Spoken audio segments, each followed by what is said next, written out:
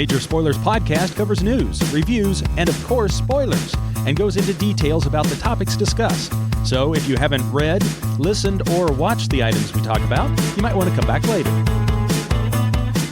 I'm Matthew. I'm Rodrigo. And I'm Steven, and you're listening to the Major Spoilers podcast, the podcast for pop culture and comic fans. In this issue, come back with us now to days of yore when a boy named Charlie Brown captured the hearts of America and Shermie was told to take a hike. It's Peanuts 1950, marked down from $20. Plus, Stephen Kest's Ancestral Recall, Matthew attends Avengers Academy, and Rodrigo is all about the Benjamins. Baby. It's our usual gang of idiots put in our regular shenanigans uphill both ways through 40 feet of snow, and yet you love us even though your grandmother never forgave me. As a wise man once said, there's a snake in my boot, and we're on the air. Welcome to issue 1130 of the Major Spoilers podcast. Thank you for downloading and checking us out this week. Oh man, dear listener, if you want to see Rodrigo get super hot under the collar, and I mean, wow. we had to talk him down from his anger. He hasn't been this mad since we had the argument of whether a hot dog was a taco. You need to go and listen to the Major Spoilers podcast pre-show this week. Good, fun conversation about the Fantastic Four, Switch 2, and other things. You can find Joy-Coning your Google dongle, which my grandmother told me would make me go blind. Yeah. Thanks for interrupting my call out to the website. Patreon.com/major. There you go. Patreon.com/major spoilers is where you need to go in order to get this. And believe me, it is a good, fun time this week on the pre-show. We will be talking about Peanuts 1950, the last time the Peanuts were ever good, a little bit later in the show. But first, we are going to do some comic book reviews. First up is Avengers Academy #1 from the good old Marvel Comics. Yes, indeedy do. So, Avengers Academy, I think this is volume 3, but at least volume 2, #1, is from, one moment, written by Anthony Oliveira, art by Carola Borellia and Bailie Rosenlund. And this book, I didn't realize it, is actually a book that had been initially done in the Marvel Unlimited digital format. But it's a new iteration of Avengers Academy. So instead of the 12 kids that we knew who were going to grow up to be psychos, we have Blade's daughter, Bloodline, the Captain America who rides the railways, Kid Juggernaut, Moon Girl, and Devil Dinosaur, a character named Escapade, who seems to be relatively new. I'm not familiar with her. And, of course, the Red Goblin, who is Norman Osborn's grandson, Normie. So that's terrifying. Also, he has a symbiote. But Captain Marvel has decided that she is going to restart the Avengers Academy experiment. Please note that in 2006, the Avengers Academy experiment led to no fewer than 22 deaths of underage characters at Marvel Comics.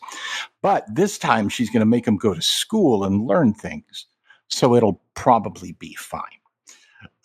This particular team has a couple of interesting things going for it. First off, Kid Juggernaut, who is literally powered by a shard of Juggernaut's gem of Sidorak, who is a very interesting character. He is a young Korean-American boy, and he's enormous. He's like 7 feet tall, even when he's not Juggernautified. So it's kind of interesting. Of course, he is rooming with the young Captain America. Captain America definitely has a crush on Kid Juggernaut. Escapade is kind of a strange character. Her power is she can be you for a while. And that's really the best way that I can explain it. So as the story begins, we find out that terrible things are afoot, and one of the worst villains of the Marvel Universe in all senses of the word has come to murder them. Do you know who it is, Stephen? I have no idea. Is it Dr. Doom because it's one world under Doom? Swarm. No, I think this may actually predate some Black Flag will take care of that. It's Swarm. Is that a bee killer? I don't know. I thought that was a punk band. Anyway, Swarm manages to infect Avengers Academy. Now, this is fine for most of the characters, except for Moon Girl, who is the only one who isn't vaguely invulnerable, and is also allergic to bee stings. Also, she's the only one with the brains to figure out how to defeat Swarm, which once again leads to the problem of these teenage super teams, but we'll get there when we get there. Because of the nature of their new headquarters, existing sort of out of reality and allowing you to walk out any door into different places in the world, kind of like the Strange Academy, kind of like something going on at DC. I can't remember what it was, but it was there. You know what I'm talking about. And you're going to tell me in the comment section, I'm sure. But having swarms on board means that Swarm could take his evil swarms and go anywhere in the universe, which is it's bad. Let's just say that it's bad. So, a symbiote, a magical juggernaut, a 1/4 vampire, a girl whose powers are hard to describe, and a kid who literally throws a painted trash can lid are going to fight this evil ex-Nazi whose brain was accidentally transported into a hive full of bees who now exist around his skeleton and allow him to fly around in a purple cape. Now, if you said that's comics, baby, you know why I picked up this book. There are a lot of little cameo appearances in addition to Captain Marvel. There are some visiting professors. There are a couple of really, really nice moments where, things between the group members kind of turn into maybe something. There may be 3 or 4 romances kind of brewing. And it's really interesting to me to see the friendships that aren't romances, like young Captain America, who, again, did I mention the trash can lid, saves Moon Girl from being killed by bees. And so she makes him a really cool Captain America shield. It's awesome. The only problem is that calls attention to the fact that he may or may not have powers, at which point brings down the wrath of the newest villain, a young woman in a pink rhinoceros skin called the Rhinoceros. And the Rhinoceros may be part of a new teenage Sinister Six. I'm not saying they are or they aren't. I'm just saying they are. All in all, this is a fascinatingly weird, entertaining, all over the place issue. And I really do appreciate the fact that when you get into a book like this, people know you've seen this before. We've seen Teen Titans. We've seen New Warriors. We've seen half a dozen of these books kind of roll off the pier. The Young Allies was an attempt to make this work. Most recently, New Champions actually featured at least one, and I think 2 of the people on this issue's roster. So there's definitely a lot of, there's a lot of teen teams out there. This one is really charming, and it's a weird balance. It's a complete imbalance, but it's the opposite of my usual imbalance, to where we get like 6 guys with no powers and then 1 girl who has the ability to channel the sun. That's the opposite here. You literally have 1 girl who's incredibly smart and like 4 people whose powers are ridiculously off the charts, and then Captain America. So all in all, 3.5 slices of meatloaf for Avengers Academy #1, well above average. I honestly want to see where these characters end up going. Now, the cynical side of me knows it's a teenage hero book.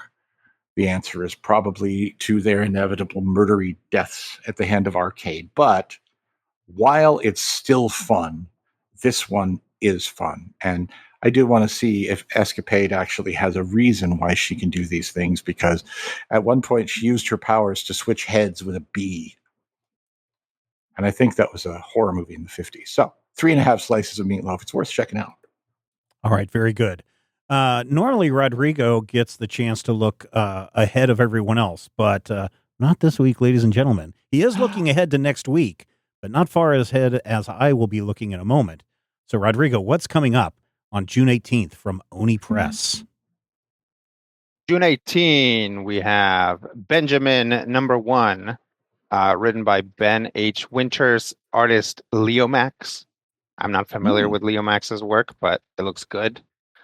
So this is a weird one. Mhm. This person finds themselves in a hotel all of a sudden. And they don't know how they got there. And they get kicked out, and in the process kind of befriend one of the workers at the hotel. And then they realize that they are a writer named Benjamin J. Carp, who is supposed to be dead, like long dead. Mm-hmm. So what's going on? We don't know yet. I haven't read the entire solicitation, which probably just spoils the rest of the series, but in this issue, we don't find out what exactly is going on, but we're given a hint that something very supernatural is happening. This is definitely a book. I'm sure this has happened to you guys where you read something and you are like, I know a person who would absolutely love this. Mm-hmm. And for me, for this book, I read it, and you guys remember George Chimples? Yeah. He worked for the site a little bit a long time ago. I read that, and I was like, wow, George would love this book. It's got like a Philip K. Dick / Naked Lunch kind of thing going on. It's a weird one. The art is very good. I like the character design. It is appropriately psychedelic at times. It's hard to explain it without giving too much away. Mm-hmm. But what you need to know is there's this guy who's supposed to be dead, and he is a lot, but we do have a point of view character that is kind of being dragged along with him. So we're not just, it's not just like a complete unfiltered, like cosmic weirdo stuff going on. We do kind of get a little bit of a balance there. I thought it was good. I'm going to give it 3 slices of meatloaf. Absolutely nothing wrong with it. An above average book. Yeah, it's good times. I'm very interested in reading this one. I'll be honest with you. I've got it here. I saw the cover. I think we were sharing an early preview or something last week or so, and it looks good. And I'm very interested in reading this. So I'm glad you think it is worthy of attention. Oh yeah. Yeah. Okay. So here's something else. If you think that this one is kind of trippy, so AHOY Comics contacted me a couple of weeks ago, and they're like, hey, do you guys want to work together on doing this cover reveal for Ancestral Recall #2? Ancestral Recall #1 doesn't come out until August. Issue #2 doesn't come out until September. And I was like, yeah, sure. So today, if you go over to the site, you'll find the Ancestral Recall #2 exclusive cover reveals that we worked on with AHOY Comics. And they're like, hey, do you want to go ahead and just review the first issue ahead of time? You're free to review it now. It'd be really cool if you did so. And I was like, well, I'll review it on next week, meaning this week's Major Spoilers podcast. And they sent me solicitation information and all this stuff. And at first I was like, oh, what did I get myself into? Because this was before the cover reveal and all this. I'm just going to read you this little bit and figure out the part that kind of made me nervous. Ancestral Recall, a historical science fiction comedy about an eccentric abstract painter who taps into the literal power of Black history to solve a series of supernatural disappearances with the help of his wife and preteen neighbor.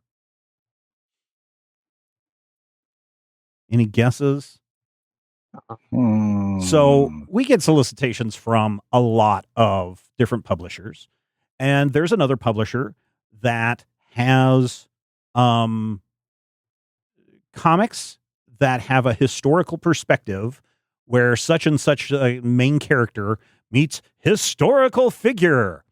And it usually turns out to be a very poorly written story in that we're walking down the street And we bump into the ghost of George Washington. Come with me, kids, and let me tell you about my life as we solve what happened to my missing hat.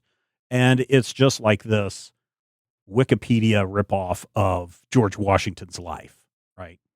So the minute that I saw the thing that it's like, oh, this painter taps into the power of Black history. First of all, don't have a problem with Black history. I think more of us should learn about Black history.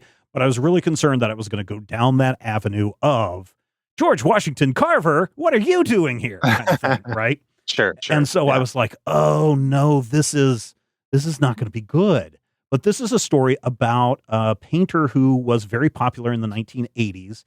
And it's clear that he may have some memory issues. He may be getting older and getting confused a little bit. And so I'm like, okay, I'm down with this so far. And then one day he wakes up and his wife has disappeared. And the Korean girl neighbor of theirs is like, hey, do you know something weird's going on in the neighborhood? And the guy gets up one morning and his wife is not there. He opens the front door, and I want to read this one little narrator box. As the door to the cosmos opens, Melvin is rapidly sliding backwards. And all of a sudden, the only thing I could think of is, oh my gosh, this is like Slaughterhouse-Five. Melvin has become unstuck in time.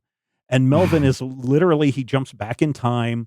He meets a detective, Samuel Marlowe, who is the first Black private detective in Los Angeles, also happens to be the inspiration for possibly Philip Marlowe. And he's like, yeah, your wife is missing. We should probably investigate this. And it's not like we have to have a big, long explanation of who this character is. It literally says in the box who this guy is. And that allows the painter and the detective to have a conversation about his missing wife and what he needs to do next. And then the same thing happens when he is attacked by a bunch of mysterious robots. And he is unstuck in time again, and he literally taps into the power of Jean-Louis Michel, who was a Haitian soldier and quote-unquote the greatest swordsman of the 19th century. And he's able to, almost in a Matrix-like fashion, I know Kung Fu, he knows sword play, so he can defend people from these two robots. And it is not done in a cheesy way like some of these other books that are aimed for kids, right? You want to get a kid interested in history, so you have, little kids meet George Washington or, Abraham Lincoln or something like that, and they have an adventure together. That's fine. It's not for me, but this is really good. This has got a good mystery to it. Like, why are people disappearing? Why is Melvin becoming unstuck in time? There's another quote in here that I can't find it at the minute. But it was like super well done as a description of what's going on in the piece. And I was just like, wow, this is a brilliant little piece of writing for this first issue of the comic book. And I think it sums up really, really well what this whole series is going to be about. And I was instantly sucked in. Like, I went into this a little nervous. The art by Atagun Ilhan, and the writing by Jordan Clark, just really good. I was like not really prepared for this when I sat down to read it. And I got a super engaging story. I got super cool art, especially when Melvin becomes unstuck in time. And this is good. This doesn't come out until August 6th, but Ancestral Recall is something that I think everybody will want to put on their radar because it's a really cool first issue. And I hope that AHOY sends me the second issue ahead of time because I want to know what happens next. I think it maybe helps a little bit if you know some history, but again, it's not like the point of the book is to force history down your throat. It is to make sure that we don't forget the contributions of important Black people in history without beating us over the head with it. And I really, really like that a lot. It's a $4.99 comic. Like I said, comes out on August 6th. Ancestral Recall #1. Very cool comic. I'm giving it 4.5 slices of meatloaf out of 5. Probably the best comic I've read in the last 2 or 3 weeks. So there you go. Rodrigo, I think you would get a kick out of this book. It looks good. If you are a fan of the Kurt Vonnegut's There's portions of it that kind of feel like, oh, this is like Vonnegut type stuff. Sure. So there you go. Yeah. I was just looking for a little poll of the week question here, and I don't know if I asked this question before, but I'll ask it again. If you could read any comic book arc for the first time again, what would it be? Any comic book arc for the first time again, what would it be? Would it be like Dark Knight Returns, Great Darkness Saga, Superior Spider-Man 52? What would be the comic book arc that you would most like to read again for the very first time? Matthew? God, that's so difficult. If anything, I feel like the most excitement I can ever remember about a book would have been Crisis on Infinite Earths. Okay. So I feel like reading that for the first time would also imply that it's, it was opening all of those windows and doors that it was for me and going, hey, there's this, at this point, 50 years of story that you may not know anything about, but here are these people. And people are like, oh, wow, this guy does X, Y, and Z. Hey, look at this cool dude over here. What's his thing? I don't know, but he's got bug eyes and he's a bandit. Oh, wait, he's dead. Never mind him. But it was, it was just this glimpse into a greater world. And, honestly, it's very meaningful now. It was one of those multiverse stories. Every multiverse crossing over, bad things happen, people showing up. Hey, look, Captain Marvel, we don't even own him, but he's here.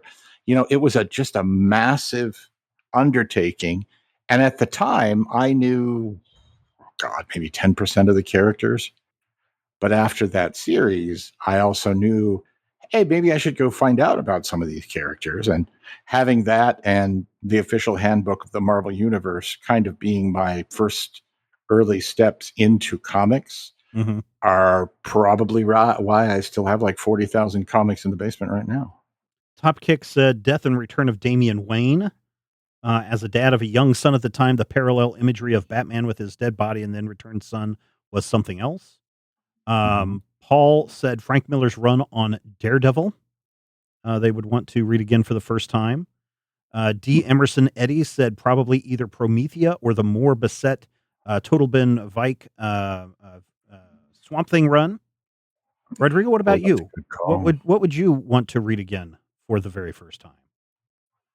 I would like to again for the first time read Age of Reptiles. That first like tribal warfare volume.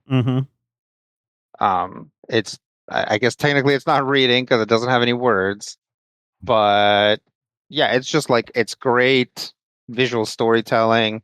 Dinosaurs are cool. I guess if I was picking it up now for the first time, I'd be like, well, some of these dinosaurs, the models are a little outdated, but it would, it's fine. Dinosaurs are cool. Yeah. What prompted me to ask that question on Blue Sky was that I was kind of getting a hankering to go back and read some old comics. And at first I was like, well, probably Dark Knight. I would like to go back and read that again for the first time with a little bit more knowledge of comic book structure and storytelling, so that because there's a lot of stuff that's going in on there that is deeper than surface level comic books, right? Hey kids, look at old man Batman. But then the thing that's really been gnawing at me probably for the last 6 months is that omnibus of Frank Miller's Daredevil that we read way back in the day, Rodrigo, where you, me, and Scroll Brian had to pass that book around for about a month in order to get through all that. I kind of want to reread that all over again. So that would probably. How are you gonna prop up your table then? I know, right? So this table will just fall over, and my Switch 2 will crash on the floor. That's okay. It already had a staple in the front screen, so everything's good. Dear listener, what comic book would you want to read again for the first time? Head over to our Discord server. You can find a link to the Discord server in the show notes, and you can join absolutely free. Jump into the Major Spoilers podcast channel, or you can jump into the Poll of the Week channel, or so many other channels that we have over there. If you want to talk about video games or board games or TV or movies or whatever interests you, we probably have a channel for it over on the Discord server.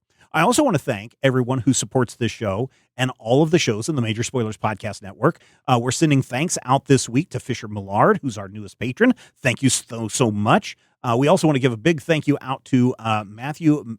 I want to say his name is Minahan, who took advantage of the yearly membership deal. Now, I need to reach out to Matthew. Matthew, if you're listening, maybe you can reach out to me because I got a notice about maybe you're gifting this to somebody. So please reach out to me. We do have gifts. If you want to gift a subscription to somebody, you can certainly do that by pointing your browser to patreon.com/major spoilers. And if you sign up for the silver level membership, $5 a month, you get a minimum of 4 bonus episodes a week, a month, when we have the Major Spoilers Podcast pre-show. And so I would encourage you to take advantage of that. And I know in these tough times that everybody needs a little bit of fun in their life, and $5 a month is a pretty easy barrier to entry. So if you can find it in your heart, patreon.com/major spoilers is where you want to go. Okay, ladies and gentlemen, people have been asking, Stephen, why won't you review some Peanuts? Why won't you review some Peanuts by Charles Schulz? And it's like, okay, fine, here we go.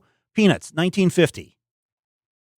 And this got the greatest Peanuts comic strip of all time in it, where Shermie and Patty are sitting on the sidewalk, and Sherman is like, here comes Charlie Brown. Yep, good old Charlie Brown.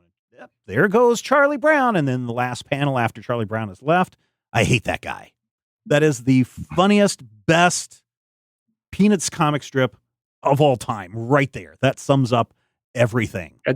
And that's the first strip. That's the very first strip.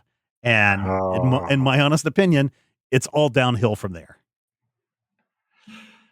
And I know that is controversial. People hate it when I say Peanuts is not funny, but that first comic strip is the best. And after that, maybe not so much. There's still a lot of funny stuff. There are moments in here that, honestly, I didn't laugh out loud, but I did that Rodrigo thing, because there are some really wonderful moments in here that kind of feel like, how old would Sparky have been in 1950? He was like a grown man. I have no idea. He was an adult. Yeah. And it's doing like, this stuff. Right. And I feel like someone who, kind of understands the childhood mentality, as I've been 17 for the better part of 40 years. But this really just feels like a take on childhood that is kind of sweet and kind of innocent, but not schmaltzy necessarily. Oh, no. That's what makes these early days of Peanuts really, really good. Like the first 2 years of Peanuts. What makes it good is the fact that these kids are doing and saying the things that adults want to do and say. They want to sit there and go, oh, I want to backstab Charlie Brown because secretly I don't like Charlie Brown. Patty wants to sit there and play nice with you as long as you have something that she wants. And the minute that you don't have the thing that she wants, she has no interest in you. It's the very first couple of years of Peanuts is so good because it is little kids doing adult things, and that's what makes it funny. Kind of like the Little Rascals. What makes the Little Rascals funny is they're doing adult things in adult situations, and they're making it a comedic look at how horrible adults are. But I mean, the 500th time Lucy is pulling the football away from Charlie Brown, that no longer is funny. That's just dumb. That's boring. But these kids doing what they're doing here, even though it's really, I think in this we only meet the 3 kids, Shermie, Patty, and Charlie Brown, and then Snoopy comes along about halfway in this volume. I don't think we meet Violet or Linus or Lucy or any of those characters until much, much later. In fact, I think I have to go back and look and see what year Pigpen debuted, but it was well into the current classic look of what people understand a Peanuts character looks like. Yeah. Linus and Lucy appear in 51 or 52, but they are also they're infants. Oh yeah, they're proto. Yeah, they're protos. And that's what I also like about this is these look like little children in this comic.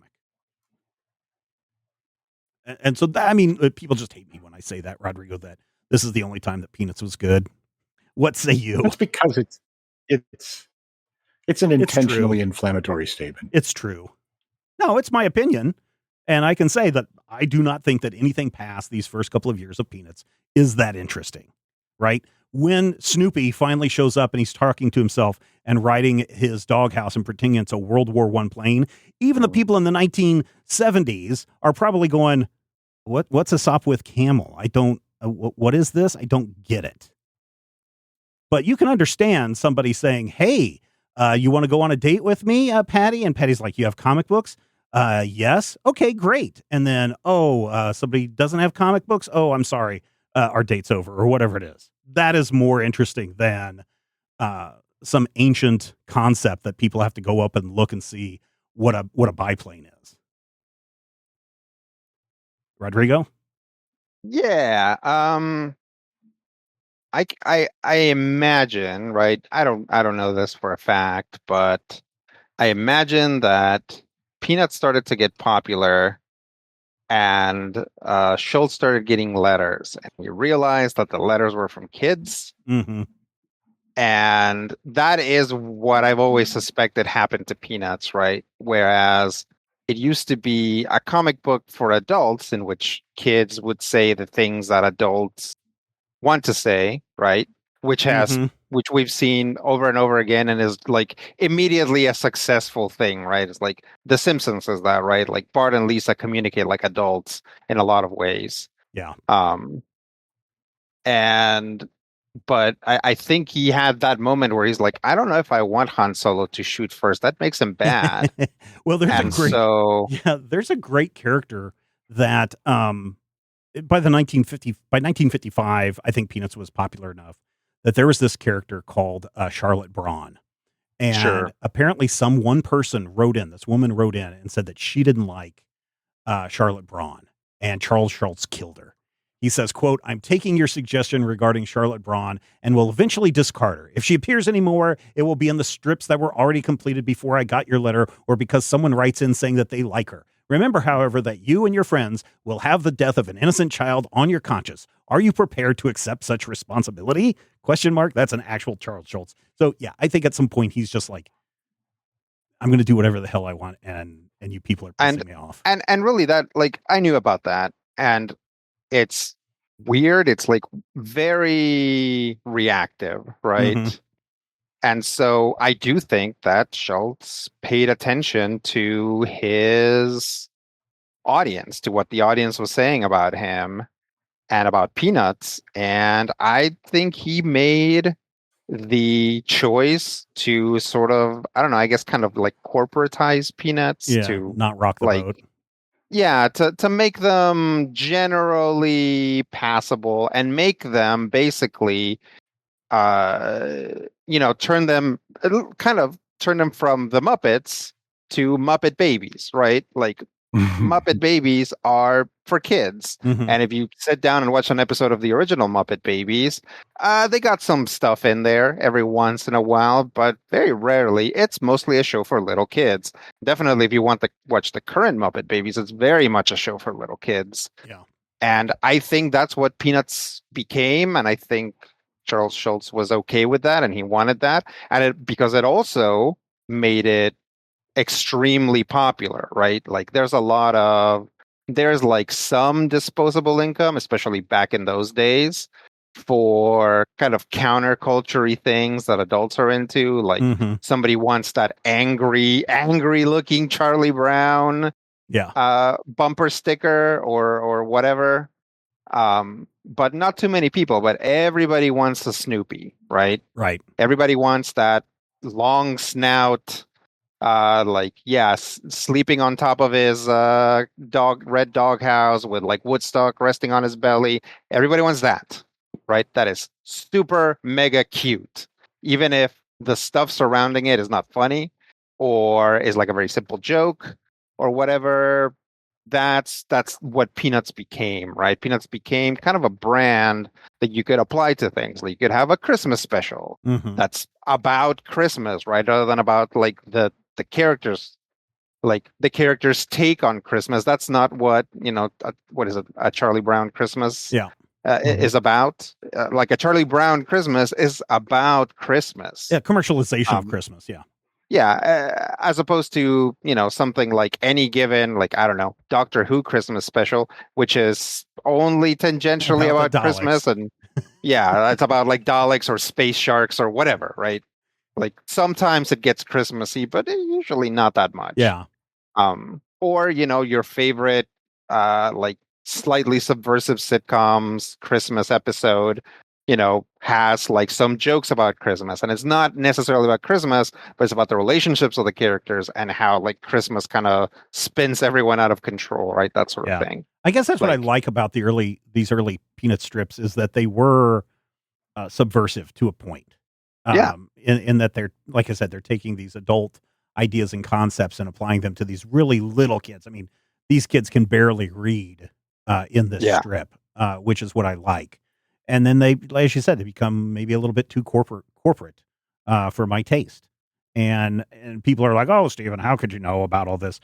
I don't know why my grandparents. It was probably because my mom and her brother and sisters probably bought these, but they used to sell little paperback versions of the Peanuts strips collected, right? And so they'd have them all in there, very much like this one that we're reading. And my grandparents never threw those away. So when I was growing up, when we went to my grandparents' house, it's like, hey, you want to read something? Here are like 70 different little digest-sized Peanuts strips books for you to read and reread and reread. And so I had the chance to read these things, not original, but from the first time they had the trade with that very first Peanut strip all the way to whatever was popular in the 1980s, as well as, name another popular strip from the 50s, 60s, and 70s. Marmaduke, Dennis the Menace. Sure. Andy Cap, Wizard of Id. They had like hundreds of these things that I was able to read. So I've got a long history with reading the Peanuts multiple times over and examining things and looking at things. And I just really, really like this early stuff. Now, Matthew, you don't agree with that concept. Honestly, I don't agree with a lot of what you've said, simply because I feel like Peanuts is always subversive, at least from my perspective. Like the Charlotte Brown thing feels like tongue-in-cheek mockery. It feels like someone taking shots at someone and going, well, I was going to do this anyway, but now I'm also going to make a big joke and a big production about it being your fault. Even, getting into the point where the specials come in, brought to you by Coca-Cola or Dolly Madison or whatever, and you get that absolutely crass moment where Snoopy crashes into a tree and a big Coca-Cola logo appears. There's always something about it that feels like it's not the corporate kind of thing.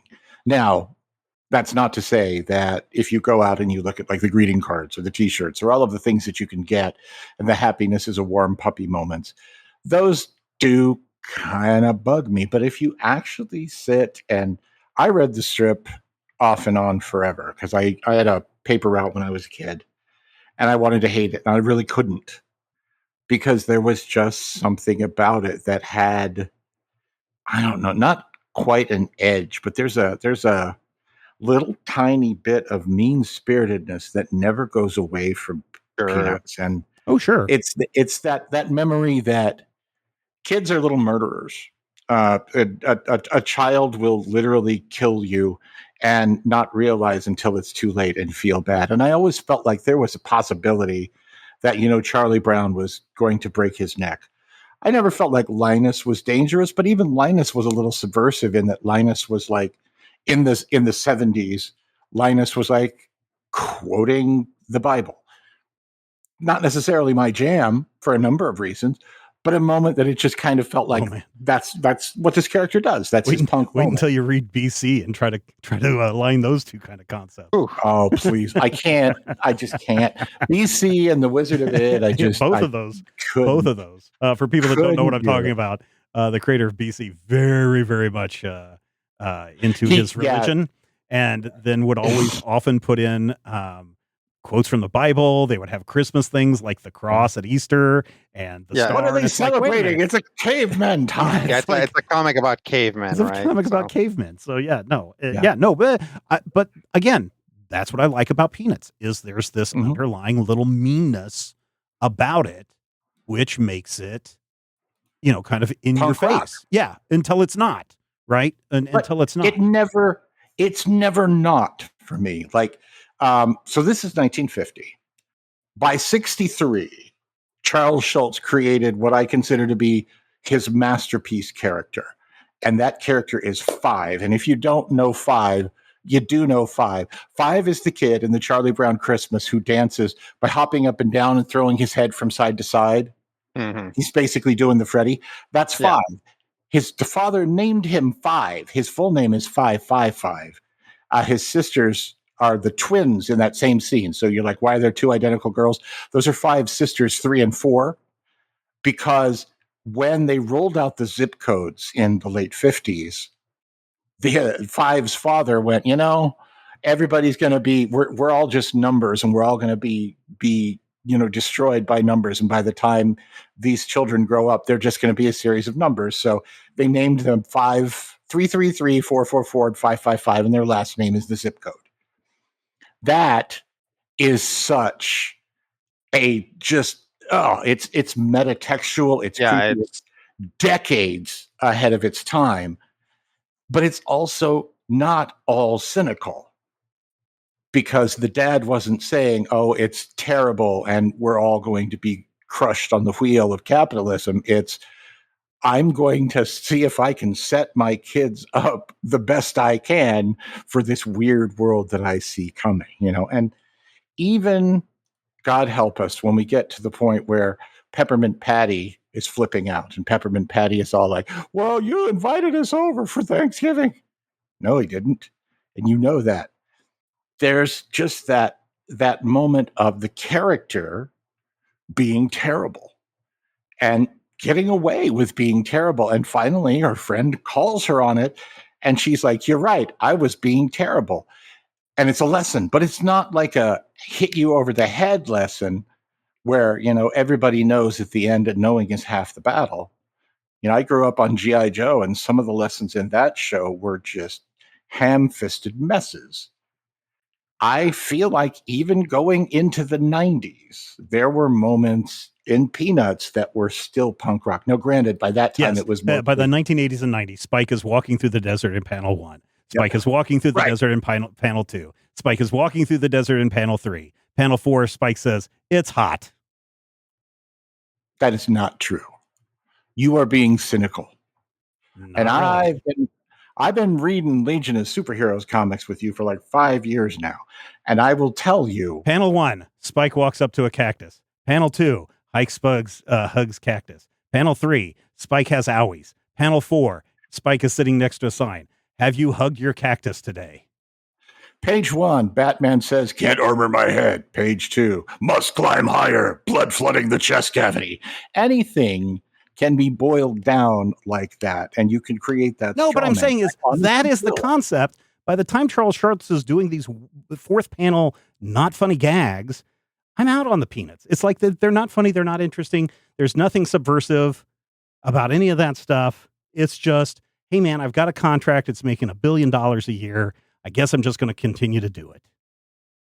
I mean, that's probably fair to say, and it's not necessarily doesn't necessarily reflect that poorly on Schulz.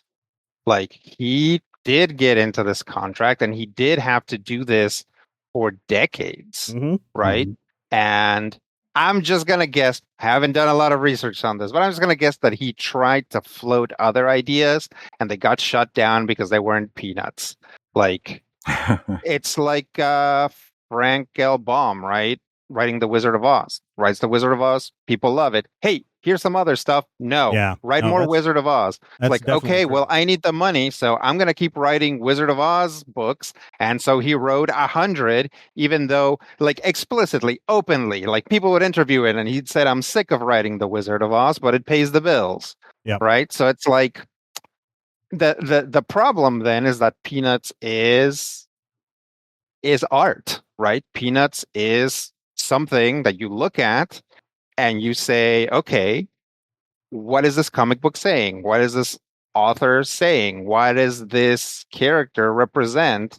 And sometimes there's nothing there, but there's not more nothing than in a Garfield comic, right? Oh, Which yeah, Garfield's also just as sometimes bad. had just absolutely like just things that don't just have no meaning, but somehow suck the meaning out of your brain. Mm-hmm. Like, Mm-hmm. but that is the bad stuff about that sort of syndication, Yeah. where there were daily Peanut strips for a while, and there were daily Garfield strips for a while, and they just had to keep up and keep cranking stuff out, and it was a pace that nobody could keep up. So you have two options: either you burn Well, out, and he, had a bunch of people that were then eventually doing his style yeah, in that, and he would just have a final approval, or they would shrink the art down because at one point, as he got older, it was very hard for him to see. So he was drawing these panels on these huge pieces of paper, and then yeah. having them done out by the other artists. Like I get it. It's funny because, you say that there's these like non-jokes later on, but there's actually these non-jokes in here too, in the very early Like, strip. look, And Snoopy has a daisy on his head. yeah, Okay. it's like Snoopy is like walking around and Charlie Brown is trying to go to sleep and he's like, "Hey, let's wrap it up now." Right? And like Mhm. that's the comic. Yeah. And it's like in these, it feels it's the same thing for like the opposite reason, right? This is an artist trying to find his voice, trying to find Yeah. what's funny and interesting about these characters. Yeah. He knows that there's something to this like cantankerous little boy and this cute little dog, and he hasn't quite found it yet. And Mhm. he finds it probably briefly, and Mhm. then it kind of gets Yeah. syndicated. It gets corporate. That's why I really like this, because it does feel raw. I mean, these are not. Yep. When you look at Snoopy, he's not the Beagle character that people know of today. He is this very much a little sharp-nosed little dog. a little Yeah. puppy dog, just like the kids are little kids. Mhm. And I just like that rawness that's in this. But then I you think- also, for go ahead. me, if you look at what Peanuts becomes, if you look at this and you look at what Peanuts becomes, on some level, it really does. It's like 2.5 decades, probably by the mid 70s is when it's completely crystallized. But it's just simplifying the form, simplifying the drawing. The smaller number of lines, the better, because they're going to shrink it down. It's going to be 3 inches tall in the Des Moines Register. And on some level, it's really wonderful to just look at these early strips and see the details and see the things that he wanted to put in there. And then watching him slowly economize that visual storytelling to the point where, sometimes it would just be a character and a couple of lines. And that, to me, the strips that you make fun of with Spike, those are the ones that I love, where he's being weird and esoteric. And Charles Schulz was reportedly a very serious, sober-minded man. He was a guy who was like, life for him was kind of like, I'm going to go in, I'm going to do what I need to do, I'm going to get my thing done, everything's going to be fine. He wasn't he wasn't somebody that you would expect to write a strip like this. He wasn't a person who was, prone to the fits of fancy or, being childlike. And I feel like that's what comes out here. When you read over years and years and years, what you really kind of see is all of these characters being kind of different facets of things that, Charles Schulz may or may not enjoy, or, there's a very noteworthy, I don't know if I'd call it a sermon, but it's definitely an essay about whether or not the friction between Lucy and Linus, that sibling friction, is actually him writing about the problems in his marriage. I don't know if any of that is true. I do know that it's fascinating to look at. It's fascinating to kind of think about how this comes together. And I know that, a few years ago when they did the 3D CGI Peanuts Yeah. movie, Peanuts movie. Yeah. part of me was like indignant, like mad, 19 years old. Why is Smash Mouth covering the monkeys mad? And I couldn't really figure it out because I don't feel like I have a deep emotional connection with Peanuts. I don't feel like Peanuts is one of the things that, if you're like, hey, what are your fandoms? Peanuts is not going to be on my list. But I always appreciate what Peanuts was, even at the point when he was 90. Listen, people who love the Peanuts, great. I have no problem with people liking the Peanuts. If you like it, that's great. If you want to have a Charlie Brown sticker where he says rats, great. If you want to put a Snoopy on your car or have a stuffed Woodstock, fantastic. I don't have a problem if you want to like it. I just don't care for the Peanuts past these first couple of years. You guys want to hear a big take? Yeah, go for it. Hit me. Is it bigger than I think the Peanuts are not funny? Funny is in the eye of the beholder. It might be. It might be. Okay. Here's my take. I think that the bland, sweet peanuts that Steven doesn't like became extremely popular because of the Cold War. Probably. Like people were looking for something kind of funny, sweet, comfortable that took their minds away from this thing that they didn't know what it was going to be. If you've never read Happiness is a Warm Puppy, Charlie Brown, just a series of like inspirational quotes with like Peanuts characters and doing things. It's great. I understand that. I understand. My grandfather worked at Hallmark, which was like, ground zero for a Cold War metaphor of Peanuts merchandising. So I was all that stuff was all over the place. So I get that comfort food mentality of the Peanuts. I don't think that that's too far of a statement to make. I don't, and that's why it ran. Either. And that's why it ran so long, right? I mean, and why it still runs either in reruns or and why it starts petering out during the 90s because so did the Cold War, and by the time we get to the 2000s, they basically disappeared from pop culture. Yeah. Well, also because Schultz died, but still, it kept going after his death for a while. Yeah. And I always think about Bill Watterson, and when Watterson said, I can't go on forever, I don't want to go on forever, he was very clearly talking about this. And I feel like a lot of the soul, a lot of the just that moment, that sense of internal life, and that feeling that Calvin has a lot going on, but his parents don't beat him up about it. If he gets in trouble, he gets in trouble. But they're not mad at him because he's a little kid having flights of fancy. They're mad at him because he lit the house on fire. And I kind of feel like, Watterson and Schultz, especially this early stuff, is kind of the same lessons learned on a much shorter scale. Like, I think, what did Calvin and Hobbes do? 9 years? I don't even remember. Something like that. They checked out in the early 90s, mid 90s. And you get to a point, and Bill shuts it down at a point where he's like, we could keep going. This is still popular. People still want this. We could shut this down. And then he did. And I kind of feel like Schultz didn't do that. And so you do kind of have to maybe work a little harder, at least. And I'm, by no means am I saying that you're not. That's not meant to be a dig. But I feel like sometimes you have to kind of bring a thought process of where are those, for lack of a better word, those punk rock moments with Spike, or, those moments when all of a sudden we're talking about Sally's friend tapioca pudding. What in God's name is that? I don't know. But there are still moments, and I've read these books because at one point, I can't remember if it was, I think it was the Lawrence Public Library. At one point, I could actually read in between calls at work, but I couldn't have any electronic devices. I couldn't write. I couldn't draw. I couldn't do anything.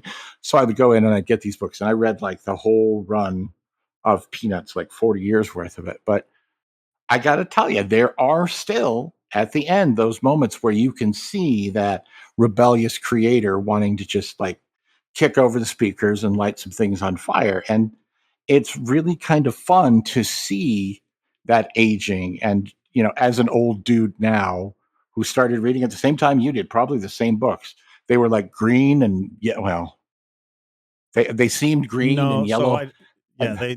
I mean, they were definitely Okay. on a cheap paper with Yeah.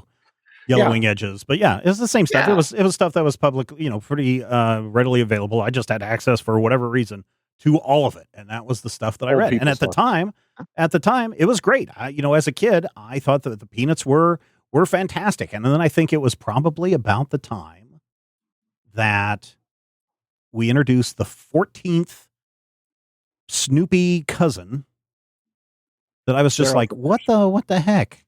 And I was just like, is this what this is? And I was just like, no, thanks. And I was just like that. And then I started going back and looking at that again and just like, no, there was a time where this was like really raw and subversive and interesting, and you didn't know what was coming up next. And then we've got 6 months of rerun on a bicycle. It is very interesting to look at something like Peanuts and compare it to a lot of other stuff, right? Or a lot of other similar things, even if they weren't happening at the same time. When you have something that goes on this long by the same author, what happens to it, right? And it's like we have so many experiences of like a Cerebus syndrome kind of thing, where it's like it starts as jokey characters, like making fun of maybe something very specific, and then the characters kind of take a life on their own, and then it just like goes off. And if you jump back in somewhere, you're like, what is this? Like, this is absolutely irrecognizable from the original thing, right? It's like Peanuts never goes that far. I think there are times when something is sticking in Schultz's craw, which is good if you're a, if you're somebody who writes jokes on the paper for a living. It's like, does anybody read every Doonesbury comic? I hope not. There's been a ton, and some of them are really bad. But every once in a while, you read one, and it's like, hey, my perception of politics has briefly aligned with Doonesbury. Yeah, I wonder if that is something, right? Just the nature of the daily syndication, where you have to crank out so much. And yeah, you could make it relevant like Doonesbury, or try to make fun of the military like Beetle Bailey. But I think that I wonder if the understanding with syndicated comics at the time, and I know that there are many people who I have regular contact with who are daily webcomic creators, who I've already had this conversation with Peanuts about before. And we will probably have this exact same conversation about again, because this one particular person thinks that Charles Schulz and the Peanuts need to be on the highest pedestal ever, with God as the second tier. But I wonder if it's because there's this understanding of people aren't going to read the Peanuts every single day. Maybe they'll read it on Thursday, Friday, and Saturday, or maybe they'll read it on Sunday. And so they're not having a 365 experience with the Peanuts. So as I said, the 6 weeks of rerun on the back of his mom's bicycle, if you read that every single day, you're like, oh, the half of this stuff sucks. And then there's like that one day that you're like, oh yeah, here's the punchline. This is funny. And that's the one that just so happens to be in the newspaper where the newspaper has its greatest day of circulation. Yeah. Or you just happen to land on it. Yeah. I'm not saying that there's an intentional thing to stretch out a joke for 4 days so that you can get to the punchline on the day with the most circulation. But I'm saying that because of the random nature of people not being able to sit down and read the newspaper like we used to be able to do, you hit that random one. You're like, oh, okay, this was a not so good one. Next 2 or 3 times you read it, you're like, oh yeah, these are really funny. And they may be like a month apart, kind of thing. It's like soap operas and wrestling, right? It's like you can't, it's like for some reason, you are not allowed to advance the plot until something happens, right? You still need to do a daily show or a twice weekly show or something like that. Yeah. But you're not allowed to advance the plot. So it's like so much of it is like just literal stalling. right? Mhm. And every once in a while, there's like a brilliant bit of stalling where like you can even take a step back and like, this is really smart how they did this because they absolutely do not want that title to change hands until WrestleMania. But also we have to write that other people are gunning for the title, otherwise it's boring, right? Mhm. And I am talking about soap operas here. Yeah. It's like, yeah, it's like sometimes it's like, oh, this is actually a very clever bit of stalling, or weirdly new things are born out of that stalling, and then they get developed later.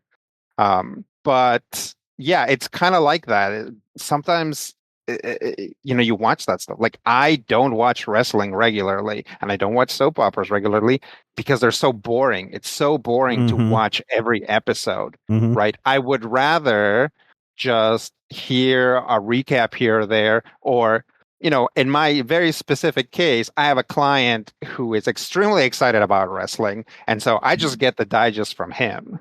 Yeah. The literal WWE digest that they sell at the checkout counter at the grocery store. Yes. Yeah. Yes. Except he Soap opera digest, screams it at me. Yeah, yeah, yeah. I mean, they sell those. I think they sell those digests, like the soap opera digest. I think they sell the wrestling one as well. So you can get it. I don't think do they still sell the soap opera digest? There's Oh, no yeah. way. Yeah. No There's like way. 3 soap operas left. Yeah. Yeah, they do. They do. The Bold and the Beautiful is still around, and I think they are alive.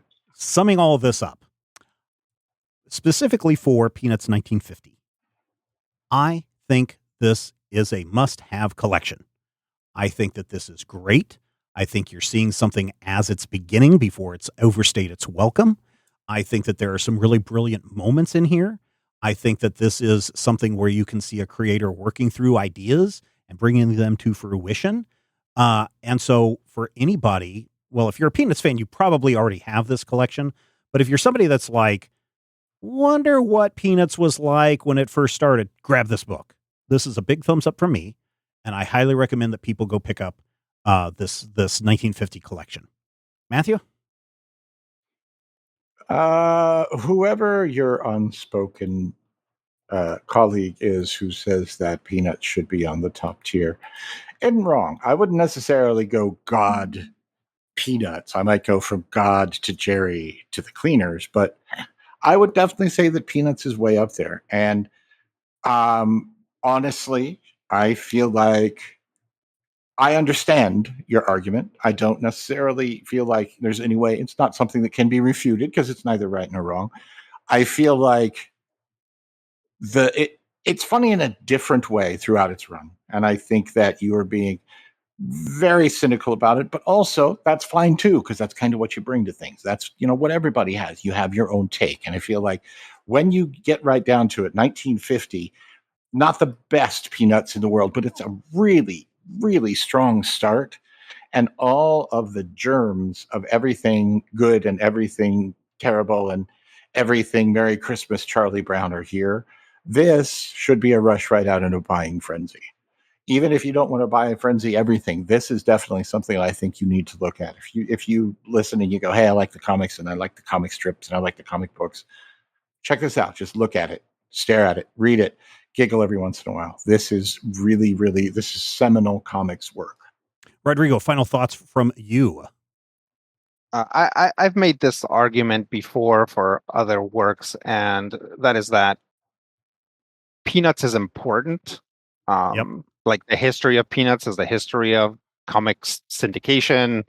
The history of Peanuts is huge, and there's so many changes and so many characters that are introduced through it, and so many people looked to Peanuts to create their own comics. It's hugely influential. Mm-hmm.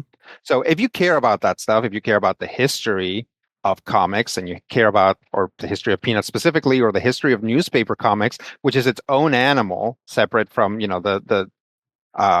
the comic book comics that we talk about a lot of the time on this show, you should get this. This is important. This is an important work that you should look at.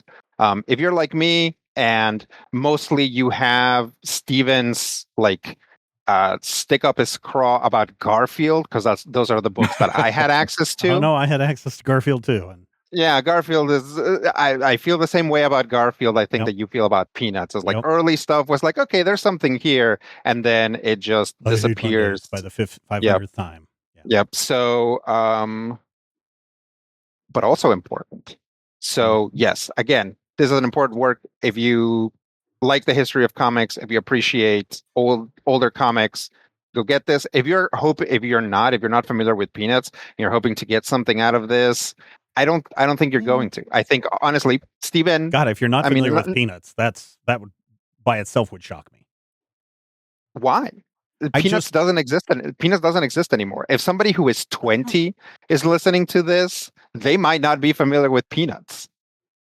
We are so old. Maybe. Guys, we are so old. Maybe. Okay, next time. Okay, when you go pick up your son in your My Hero Academia or One Piece jersey, I wish there was a My Hero one. One Piece jersey, the One Piece baseball jersey or whatever you're getting.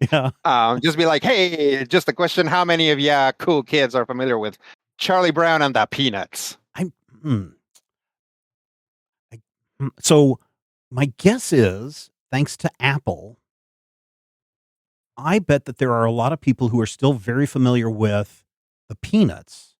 Maybe not the cartoon strips, the comic strips, but as you know, it used to be for Matthew and I, and maybe you, Rodrigo, if you wanted to watch the Charlie Brown Christmas special, you better make sure that you were done with dinner and had your bath and had your room cleaned before that CBS special logo spun onto the screen, or you would have to wait a whole other year for that special to arrive.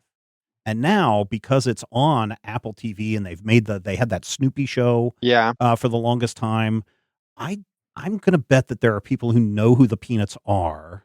You know, you're absolutely right. Those holiday specials do keep them alive. You're right about that. But I would agree with you that maybe they don't know about the comic strips. Yeah. Okay.